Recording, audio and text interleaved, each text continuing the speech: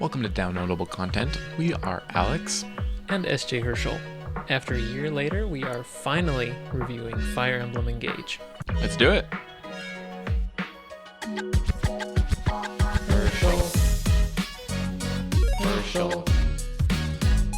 Herschel.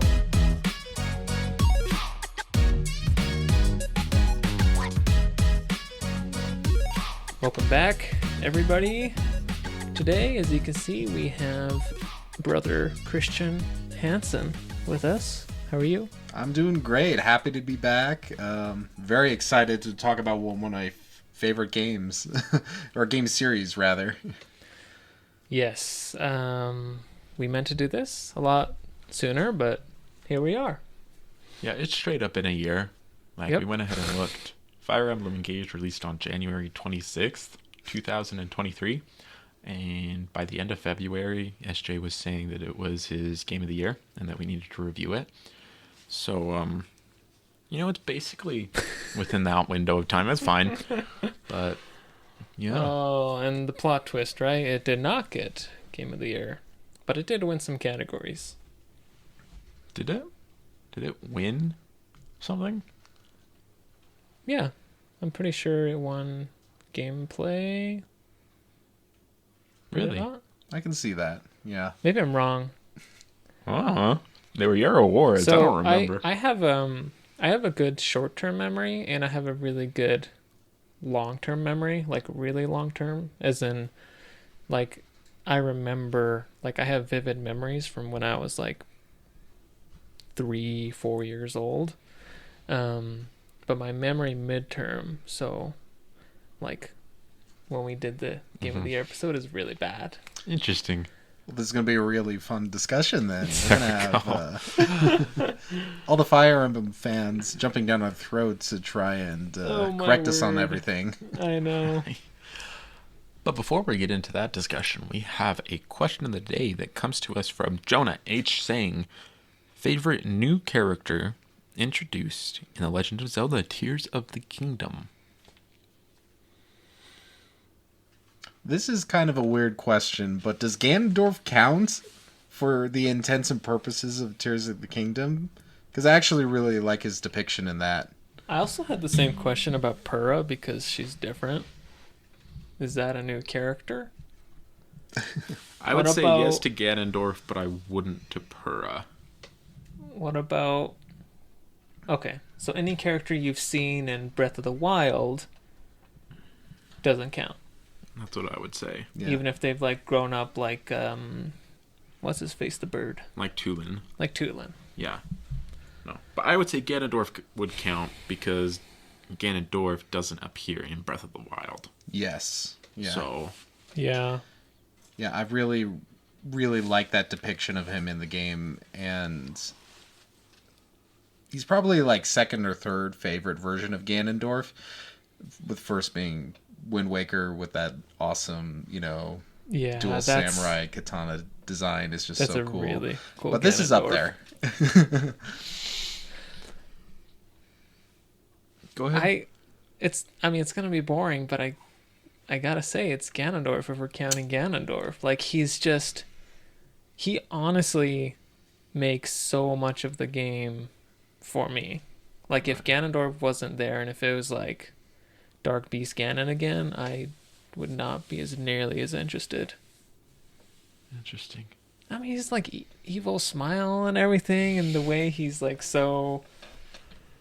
He really reminds me of, like, Twilight Princess, Ocarina of Time, Ganondorf, in terms of, like, how he speaks, the way he carries himself, Just this is imposing, like, Darth Vader almost-esque of invincible evil marching forward. You can't stop him. Like, he's so powerful and he knows it. Yeah. Yeah. I don't really know, because when this question got asked, I was legitimately confused. Because there aren't a lot of new characters in the game. So, I don't really know. Is I mean, it just Ganondorf's great. And Pen? I guess you can count those little Zonai droids. Like, they're technically characters if you want to count them. I mean, they're pretty charming, pretty funny. Yeah. Oh, I guess you have like, we can count all the Zonai people, right? The actual Zonai people we see in the cutscenes. They're cool. Yeah. I don't know. I mean, I've spoken a lot about this game and how some of my favorite moments are tied to characters that you meet in the first one. So like the newer characters just don't mean as much to me in comparison to the other ones in the game. So I don't really have an answer. We'll revisit it when we get to the sequel to Tears of the Kingdom, where those characters will finally get their development and callbacks. There you go. But Grapebird in the Discord made it very clear of his opinion. He says, pen. Like he just straight up just said pen. Like that's it. That's the end of the conversation. I guess. It's a good character. The only right answer, really, also from the Discord. It's a good character. I mean, what happened to Cass though? It almost feels dirty because, and they know they took out Cass, and we've talked about this before, but they did Cass dirty. Incoming Cass DLC at the next Nintendo Direct. Yeah, he just didn't get casted for the game. That's nice. We're gonna move on. Good work. I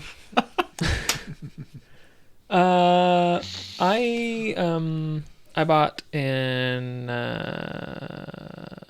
new VR headset, the Meta Quest 3. I sold my old headset, got an upgrade, and it's been really fun. So I won't talk a lot about this, but the main thing that is new with that is I am not tethered to the computer anymore. So I'm able to stream like PC VR from that little box thing directly to the headset. So I could even be like upstairs in the living room or whatever. In the car. Yeah. For like 5 feet down the street maybe. But it's been like super immersive, really cool. I just bought Blades and Sorcery. Oh, nice. So yeah, we'll see how that goes. It's been fun. And Alex, I know you've just been crazy busy, so. Right, I got no updates for you guys. I'm sorry. I know we got to keep the content train moving. Yep. And I'm trying to figure it out, but I don't have anything new yet. So. Christian, what have you played this week? Oh goodness, I am so in love with Baldur's Gate 3 right now, and I'm super excited for Persona 3 Reload and Final Fantasy 7 Rebirth. Yeah. And the Paper Mario Thousand Year Door remake that's coming out later this year, and I'm gonna die. It's just gonna be so much. I don't know how I'm going to get to it all. And on top of that, you know, we all have that universal backlog problem. And yep, games you bought months ago. I'm really still trying to plug away at Knights of the Old Republic 2, and that's really fun, but another game that's like 80 hours long, so... I got to play the first one, actually. That one's really good. So far, I've enjoyed the first one more, but the second one is still a lot of fun. There you go. Okay. Well, we're going to review Fire Emblem Engage, finally. There's a reason why that poster has been up there this whole time. One, it's because we have a listener that was kind enough to send it in. But two, because I love that game. It's fantastic. And so, Alex is somebody who has never played the game before. Nope. Never played... Well, you have played a little bit of Fire Emblem before, right? DS? Yeah. But you're not like a Fire Emblem bro. No. He has some questions for us that he would like to ask, and just he's gonna lead us through the discussion, and we'll talk about what we don't like, how we rate, certain aspects of the game and whatnot. Right. So we're gonna start with gameplay, just because gameplay should be one of your biggest focuses when you're actually playing a game, right? So. I'll get to my specific question in a second, but if you guys just kind of want to discuss what makes the gameplay of Fire Emblem so interesting, go ahead and start there, and we'll go on. So this is like Fire Emblem in general? Yeah, sure. Start with that and then talk about specific things maybe introduced and engaged or things that are refined to be better than they ever have been. So Gotcha. Christian, do you want to Absolutely, start? yeah. So, for some context, I've been a Fire Emblem fan for most of my life. Played most, completed most, played almost every game that's released stateside, including all the Game Boy ones, the GameCube, Path of Radiance, Radiant Dawn on the Wii, Awakening, the Fates games, except Revelation, sadly. Echoes of Valencia, Three Houses, and Engage. So, I love this franchise, and a big reason of why I love it is the gameplay, and it's a strategy RPG for those who are not otherwise familiar, where you control your units on a grid, and they're all personalized and different classes, different equipment, different stats. And the big twist is the series, infamous permadeath mechanic, where any unit that falls in battle, barring easy modes in the newer games, Yeah, right. shout out to my Phoenix mode bros, they're gone for good. And so there's a real investment in the characters, their progression, solving battles in a almost puzzle-like optimized way so that you're getting the most out of it while risking the least. And that's a very addictive loop of, problem solving, character building, and on top of that, sometimes you get a really good story, and operative word being sometimes. That's true. Yeah, I agree with that. Just to add a little bit to what Christian said. So, yeah, you are on a grid. I always kind of explain it like it's like video gamified chess, but with more Waifus. flexibility. Yes, Oh, and yeah, waifus and flexibility, yeah. husbandos. Definitely the waifus and husbandos. There is a rock, paper, scissor mechanic in most Fire Emblem games, where sword beats axe, axe beats spear, and spears beat swords. And then you have some different units like archers and Magic units, magic flying units, units. flying units, and the flying units have like a couple different types of flying units too, and they all have their strengths and weaknesses. And so you're crafting a team, balanced enough to hopefully be able to tackle anything, right? But before the game starts, you can view the map and say, okay, well, there's a lot of sword fighters on the enemy team, so I think this time I'm gonna use more of my spear units and whatnot. So There's a lot also, of strategy. Yeah, there's also a very high ceiling of play. And feel free to Google Fire Emblem LTC load turn count runs, because you end up with crazy situations where you use every tool available, high movement, magic, RNG exploits to complete the game as fast as possible. There's a lot there, especially in some of the older games, that allows you to do some pretty wacky stuff that's a lot of fun to really crack open.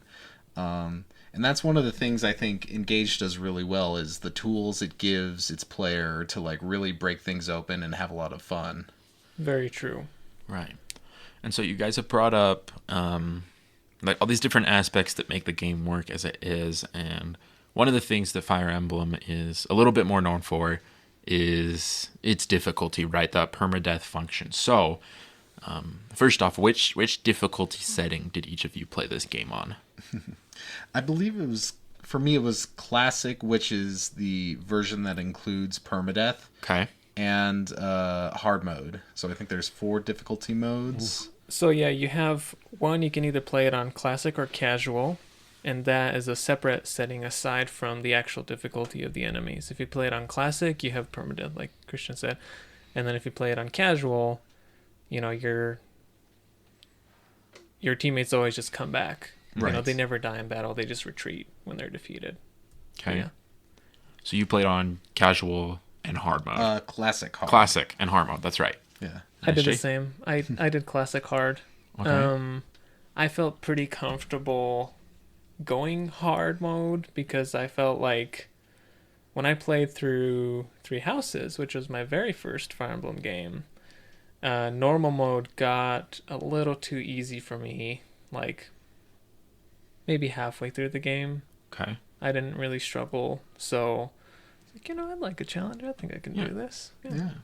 And so within that, what outside of the fact that your characters can die, what elevates the game's difficulty? Like, what specifically within strategies or gameplay functions makes it harder than just, oh, I need to place my troops in the right area? What are the other factors that make it a bit tougher to reach that goal of having all your people survive and make it through the end of the game? Well, in the context of Engage, that's actually a really good question, because in past Fire Emblems, particularly the Game Boy ones that many people are probably more familiar with, since those are the ones that kind of broke through initially, there was kind of a over-exaggeration of the difficulty. I mean, if you were trying to play as intended, where you're building a diverse army and creating a sort of mix of your favorite characters and maybe characters that aren't on paper the strongest, but they're like really cool, like they've got a design or a, You just want to use them. You just want to use them. Yeah.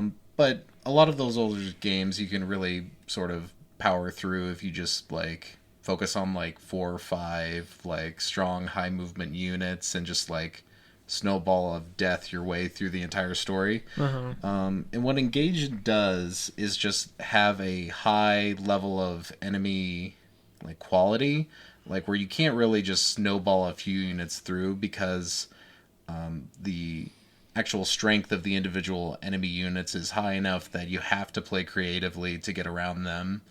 I think there's a chapter in the Desert Nation where there's like a bunch of warriors that are extremely high level like come up behind you, and you have to like race ahead of them to make sure you're not just wiped by them. There are a lot of maps where you have some guys ahead and then some guys like ambush you right from behind and you're about to get sandwiched, so you try to defeat enemies in front of you and move at a quick enough pace to where you don't get overwhelmed by the extremely powerful units coming up from behind and such. Well, of course, playing carefully enough that you don't let your squishy healer suddenly get ganked. Yes, yeah, always keep them in the center. Yeah, I would just add to that by saying, so like the main difference, I think, and correct me if I'm wrong, Christian, because I haven't played as many different difficulties as you, but normal, I noticed enemies do less damage, and they have better stats overall. Yeah. So I don't think there's any difference in the enemy AI's decision making. I could be wrong. Not to my knowledge. It's more enemy quality and enemy variety is the big thing. And like even a little bit of difference in those, like the enemy quality, their strength can make a really big difference, because you're fighting a lot of enemies, right? Obviously you are typically outnumbered.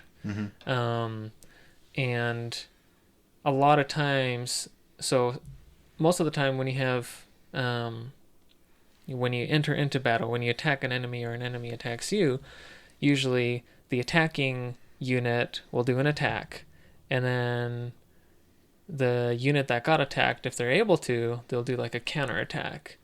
And then if the unit that attacked is like significantly faster in terms of speed than the defending unit, they'll do like a counter attack, So it's just back and forth, and a lot of times you want to get to the point where you can wipe out the enemy as quick as possible and kill it in 1 turn or 2 turns, so that you avoid taking unnecessary damage on the next turn when they're attacking you.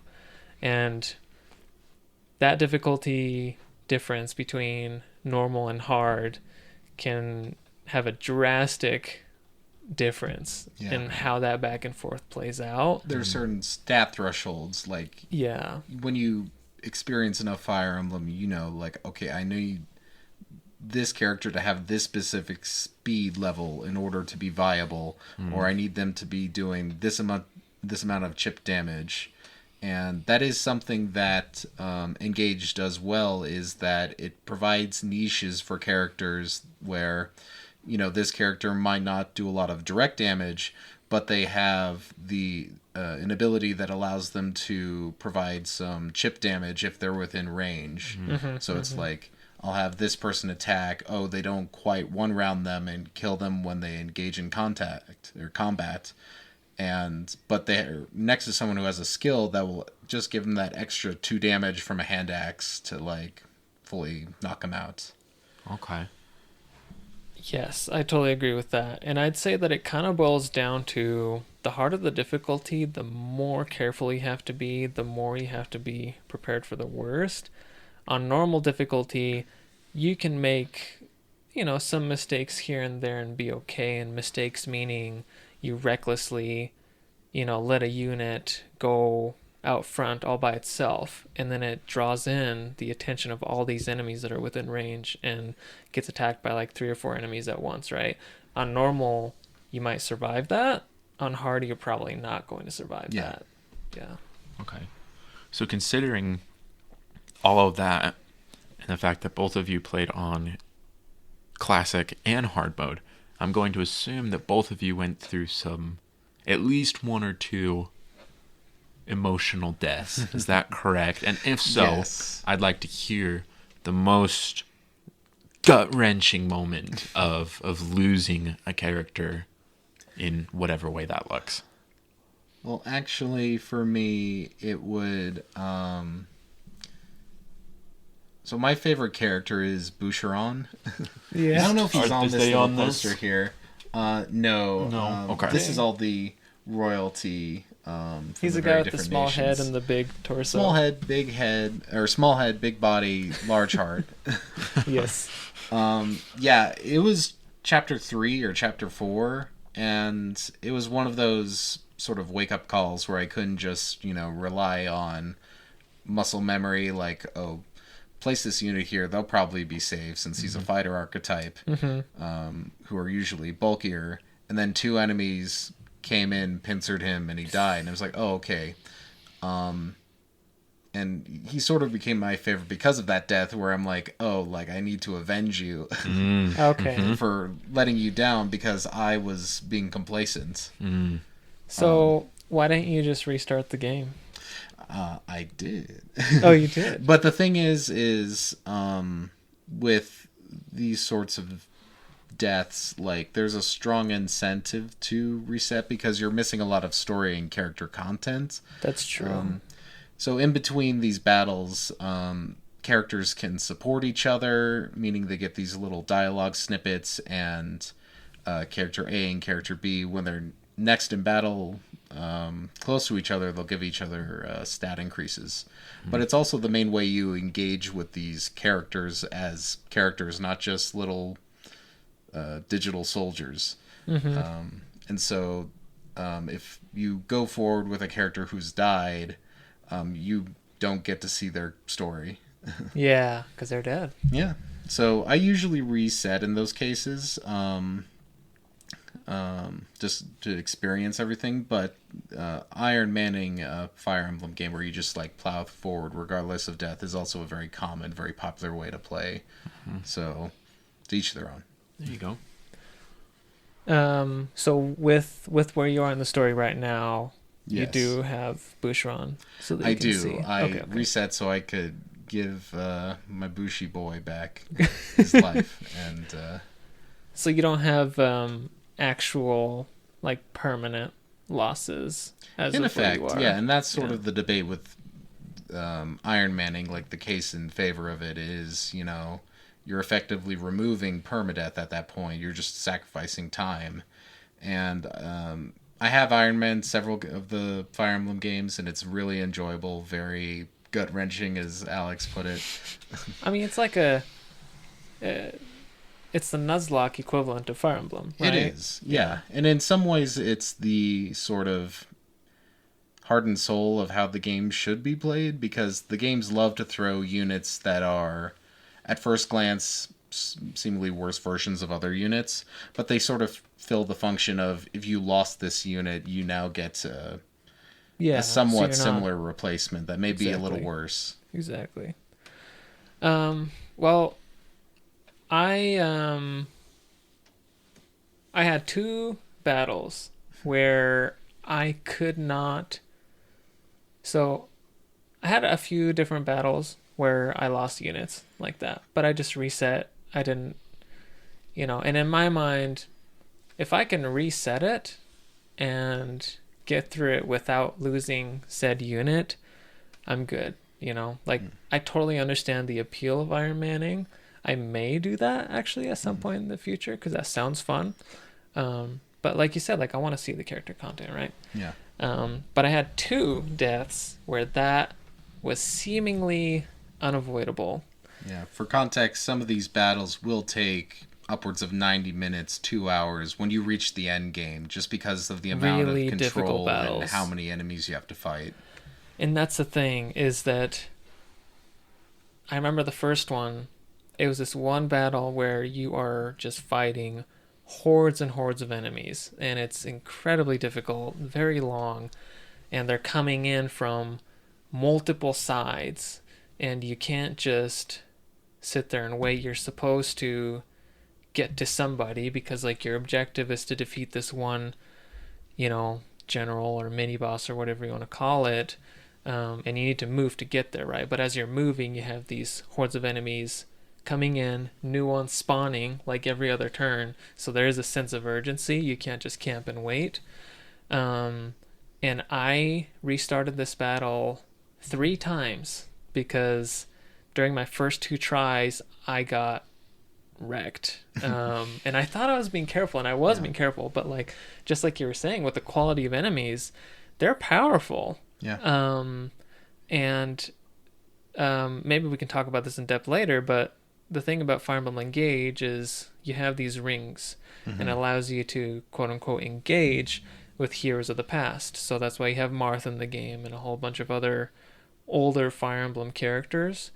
And if your enemy units, a lot of times enemy bosses, have these rings, they get those powers, the same powers that your players do. So you have to be aware of that. And sometimes they can pop up out of nowhere and just completely obliterate you. And anyway, the 3rd time I tried this one map, I saw a way to get through this particularly difficult little battle that was happening at the bottom of this map, and I was so close to defeating that mini boss that would have triggered, the end of this battle. And I saw one way to win it, and that was to let one guy die. Yep. Because sometimes throwing a guy in a certain spot, drawing in the enemies at just the right places, can help you have the upper hand on the next turn to just wipe them all out. And that's what I had to do. It was that boy right there. Oh, you sacrificed. I don't. Fran, or was it Clan? I forget. These two are brother and sister. It's not. It wasn't Fran or Clan. It's neither of those two. It's the healer boy that you get toward the. Oh, Jean. Baby boy. No. I had to sacrifice Jean, and I was so sad because you monster. The story of this kid,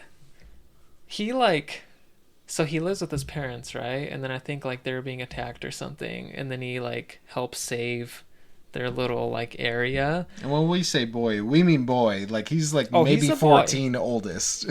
14 14 tops. Probably 12. And he's like, Mom and Dad, I want to go fight and save the world with these wonderful people. Can I go join them?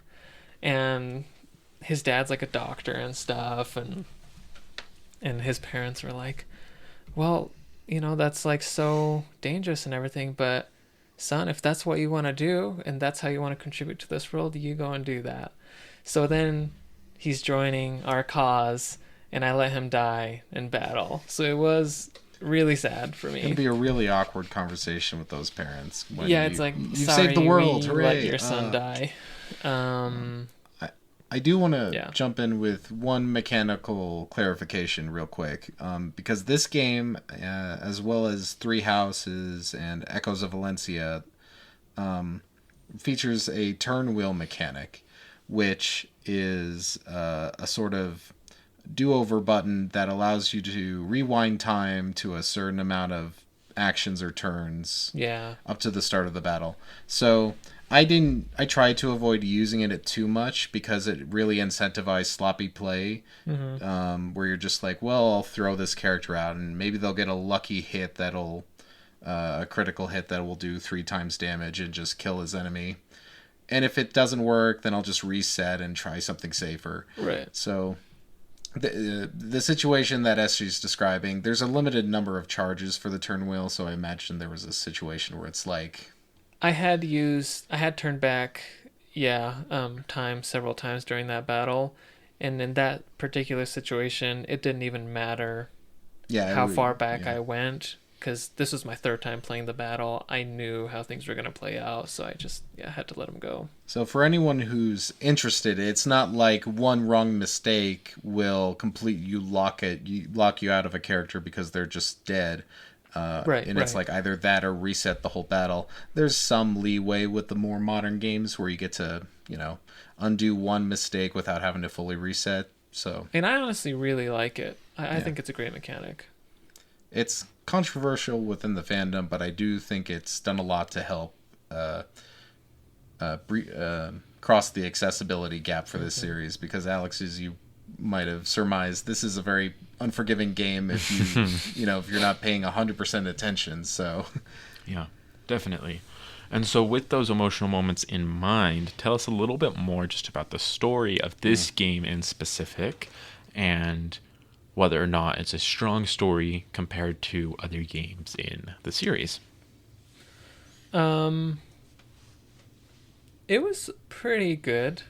It's okay. It's all right. It's serviceable. It's pretty good. It's okay. It's all right. It's serviceable, acceptable, I guess. So, I think my standard was very high, because Three Houses was my first game, and I know a lot of Fire Emblem people. I mean, long-time Fire Emblem people that say that Three Houses was their favorite story.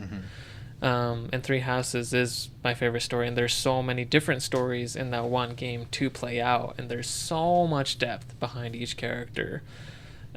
This one is a little more of a cookie cutter. Here's your character archetype for each type of character. Not a whole lot of character development. They are who they are. There's a little bit here and there. There are like a couple of good plot twists throughout the story, I'd say. There's at least one major one. Yes. That, so it's not complete, straightforward, beat the bad guy, hooray. Yep. There will be some surprises along the way, and that's probably what makes the story for me. Without those surprises, I would have been pretty disappointed with the story. In terms of story for Engage specifically, it helps to look back and compare to this series as a whole and what kind of stories they've gravitated towards. Early Fire Emblem, especially the Super Nintendo games, Fire Emblem 4 and 5, those games had very strong fantasy elements, but they were also very political. They were very dark in areas, and they really leaned into the sort of gut-wrenching brutality of like, the cute anime girl who, has green hair and is, she's dead now forever because you messed up. Do you want to reset? Well, that's up to you. And as the series has gone on, there's been a sort of softening edge to those elements, and Engage is perhaps the softest softening of those elements, where from the intro cutscene with the intro song, it's very Saturday morning cartoon Power Rangers kind of vibes. Yeah. Where the concept of these rings that SJ mentioned is that it's like they're celebrating the history of the franchise, bringing back the past protagonists. So Ike, Marth, Roy, Crom, all these famous heroes are coming back, and use their rings like Sailor Moon or Power Rangers to power up. And there's definitely an element of these are all just anime medieval fantasy superheroes, whereas in the past some of the best stories, including Three Houses, would touch on classism, racism, nationality and religion, and sort of the interplay of like revolutionary ideology versus traditional like monarchy. It did get pretty or empire. deep, honestly. Yeah, and it's a real. I understand it because it was intended as like a celebration of the history's franchise, whereas Three Houses was like, let's craft a world and a story as a standalone experience. Mm-hmm. But I definitely prefer that to the. I mean, I still enjoy like the fan service of it all, but there's all the people on this poster are royals of different nations, and it unfortunately does boil down to like Mario worlds of like, these two are the prince and princess of the Flower Kingdom, and these two brothers are princes of like this warrior kingdom where it's all rocky. And these two are brother and sister, prince and princess of the Desert Kingdom, and it's like, okay. Yeah. I will say though, with the story, there were a couple of parts. One right at the beginning of the story that was very shocking. I know the one you're talking about. Yes. Just, I did not expect that at all. I mean, I should have. Fire Emblem does that kind of stuff a lot, but don't be a parent in Fire Emblem. It's not a great career option. Yeah, it's not all flowers and sunshine. Yeah. Nice. And so within that story, we have a lot of different characters, but right here, the much criticized upon reveal Pepsi Boy. Yeah. Right? Pepsi Boy or Pepsi Girl. So tell us a little bit about this character and whether or not they actually ended up being a decent character within the game's narrative. Should I go first? What's their name? Alear. Okay. Alear. Alear. One, I'd like to comment on their appearance. The blue and red is very intentional. It is intentional. And also, it's less egregious in terms of just appearance in-game. I think their in-game models, the blue and red, doesn't look as odd as it does on a lot of the artwork and things that you see. I think it's a very basic main character, don't you think? I don't think there's like, they have some internal struggles of like their identity and things like that, but it doesn't really. I don't know. It's very surface level. I wasn't particularly like, in my mind, the most. The part of it that was like, I don't know the right word, like not relatable, but like, I guess like the most interesting, or the parts that made me be drawn to the character the most, was like their relationship with the mother. Yeah. That's like a really predominant part of the story and who that character is. But aside from that, I feel like they're just I'm gonna do what I think is the right thing to do, and I'm gonna save the world kind of character. Yeah, I will give them a little bit more credit just because I think their introduction is pretty strong. Again, this is the very beginning of the game, so I wouldn't necessarily call this a huge spoiler, but on their first encounter after meeting sort of their first initial like units that join their army, there's a moment where they face off against some monsters, and this sort of like true. seasoned knight, second in command, who's like ready to serve and like super loyal and brave and honorable, is like, so we're gonna fight them, right? We're gonna drive them off. And Alir's like, no, we got to get out of here. Like super, like take the coward's way out, get out of here. Yeah. Just like wants to run away, but then eventually, you know, traditional shonen protagonist, believe in oneself, sort of kicks in. But I did enjoy that moment as this sort of subversion of like, you're the chosen one, you're the hero, and it's like, let's be cowards. Yeah, they literally refer to him as the chosen one, don't yes. they? Which is interesting because that's something that's been ever since Fire Emblem Awakening sort of a predominant trend that's sort of divided the fan base, where there's this character who's supposed to be this prophesied hero, and unlike say Marth or Ike or Eliwood or the other like older protagonists who have their own history, their own personality, their own arcs, you get characters like Robin or Byleth who are pretty much blank slates for the player to imprint onto. Right. And Alir is mostly also that. It's this sort of blank cipher who's generally nice and heroic, but otherwise isn't much of a person outside of what the player imprints onto them. But they do get a couple shining personality moments where they're not just nice and friendly. Yeah, there are a couple realistic moments for sure. And I did like that development of, at first, like, they were scared, you know, weren't sure if they could do it, right? And then eventually they step up to the plate. Nice. Well, I only have one more kind of like sum up and the topic kind of question. So if there are any other aspects of the game that you want to discuss before we get to that point, now is a good time to do so. So the conversation stays nice and fluid and stuff. So Okay. Yeah.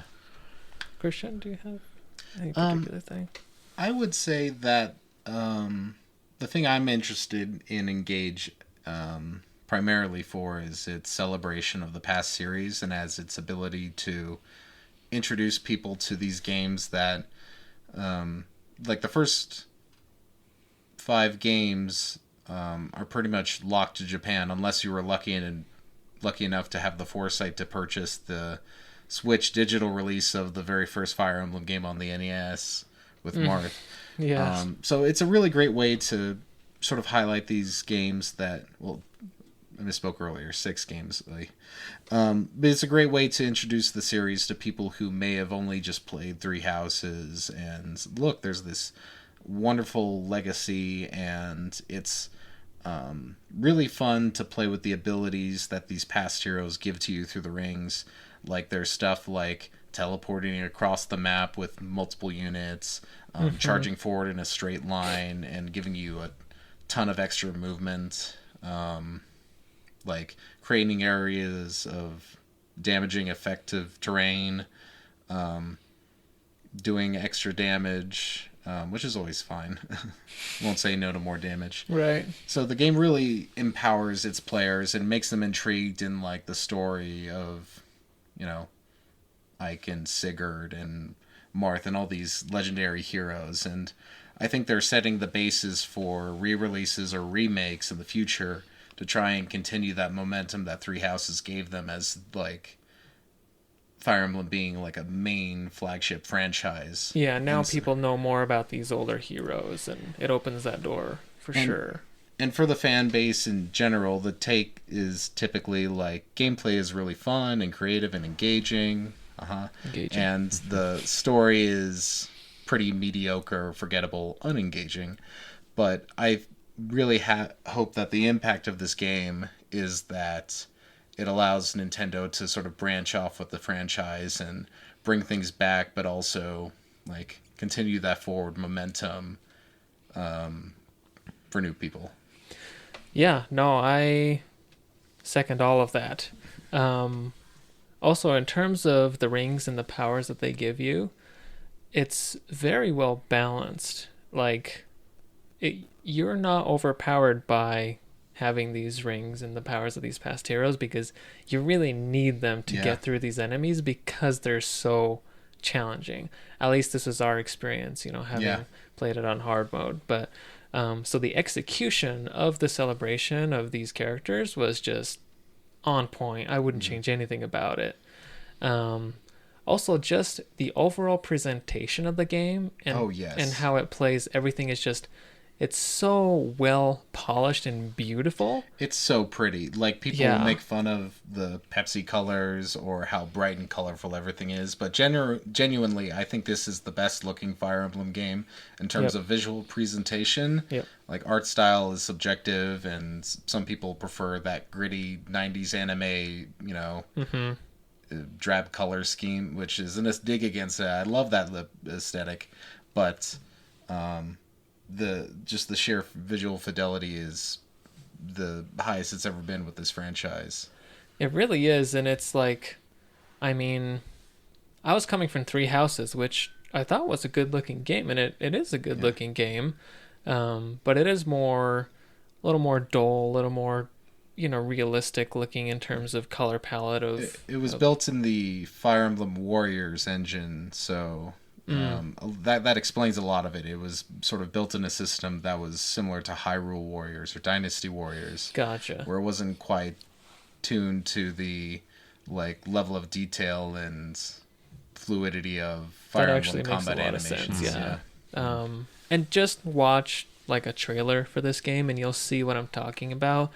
The combat sequences, the animations of the characters when you're selecting different characters on the map. I mean, just every little thing is just so well refined. Yeah. Nice. All right. Well, if you had to give this game a score from 1 to 10, and you had 30 seconds to try to convince someone to play the game, what would you say?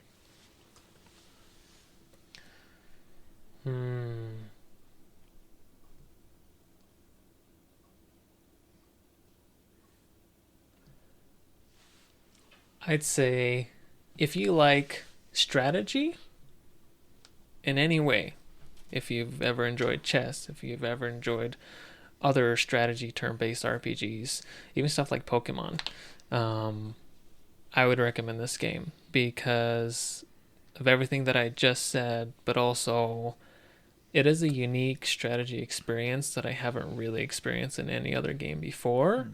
And the core gameplay, like the Fire Emblem gameplay you get in this game, is in my opinion the best it's ever been in the franchise. And it's very approachable for new players, and it's a great gateway to a whole bunch of other older games that you could also try out as well. Yes, I'd echo a lot of those sentiments. I'd say play this game if you're looking for a challenge, if you're looking for a cast of characters that's very colorful, very fun, and you're looking to experience a level of investment in their survival that honestly not a lot of other games will ask of you. I'd ask that you use this as like a springboard to enjoy the rest of the series, even if it's just looking stuff up on YouTube. And score-wise, I'd probably give it, like, if I'm trying to be objective, like an 8 out of 10. But, like, honestly, as a Fire Emblem fan, I'd give it 9 or even higher, just because of the impact it's had on sort of celebrating Fire Emblem as a franchise. And this has come from someone who, for me, the story was largely, you know, harmless fun. But, you know, your mileage may vary on that front. But that having been said, like, give it a shot, play it on casual, turn down the difficulty, use the turn wheel, and see how much it resonates with you. And if you find yourself craving a little bit more challenge and to stretch those tactical muscles, this game has a lot to offer you, and it's, yeah, definitely recommended. I'm trying to think of what score I'd give it if I had to come up with a number. I think it would be, I'd say 8.5 out of 10.